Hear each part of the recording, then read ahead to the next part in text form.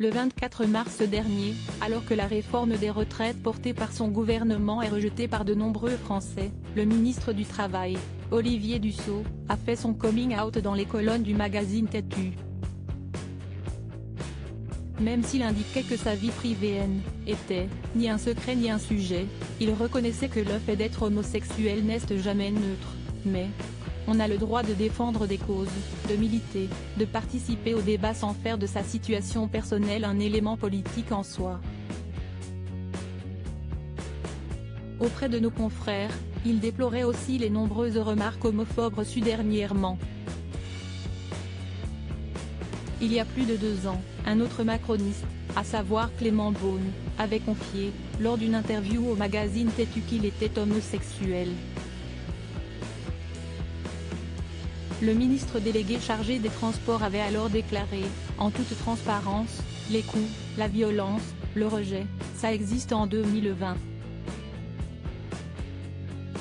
Dire aujourd'hui mon orientation sexuelle, ce n'est pas de l'indécence ou de la mise en scène de l'intimité. Du fait de son statut au sein du gouvernement, l'homme politique de 41 ans estimait avoir une responsabilité supplémentaire, à savoir de se battre pour diffuser la tolérance. Et si Clément Beaune avait ouvertement osé parler de sa vie intime, cela n'a pas été le cas pour Gabriel Attal. Le ministre délégué chargé des comptes publics avait en effet vu son homosexualité affichée au grand jour par l'avocat Juan Branco, qui était son ancien camarade de classe, dans le livre de ce dernier, intitulé Crépuscule. Celui qui est également activiste annonçait ainsi dans son ouvrage que l'homme politique de 34 ans était en couple avec Stéphane Séjourné, député européen, depuis plusieurs années. Supérieur à Gabriel Attal, Olivier Dussopt.